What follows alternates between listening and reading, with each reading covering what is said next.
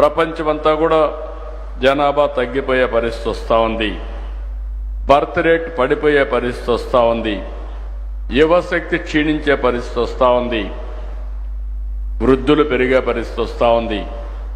ఏ దేశమైతే ageing problems వస్తాయో ఆ దేశంలో గ్రోత్ ఆగిపోతుంది. ఇంకొక పక్క మీరు చూస్తే భవిష్యత్తులో చాలా సమస్యలు వచ్చే పరిస్థితి వస్తాయి. అందుకే ఈరోజు మనం అందరం కూడా ఆలోచించుకోవాల్సిన అవసరం ఉంది. ఈరోజు ఒక్కసారి ఫెర్టిలిటీ రేట్ ప్రపంచం అంతా చూస్తే మీకు అవగాహన వస్తుంది.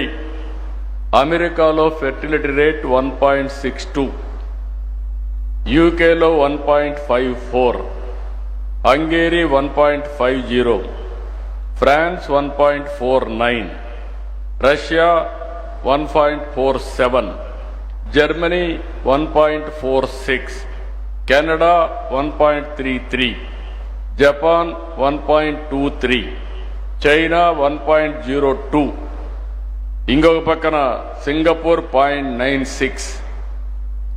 ఇవి చూసినప్పుడు మీకు అర్థమవుతుంది 2.1 ఉంటే స్టెబిలిటీ ఉంటుంది, జనాభా రీప్లేస్మెంట్ లెవెల్లో ఉంటుంది.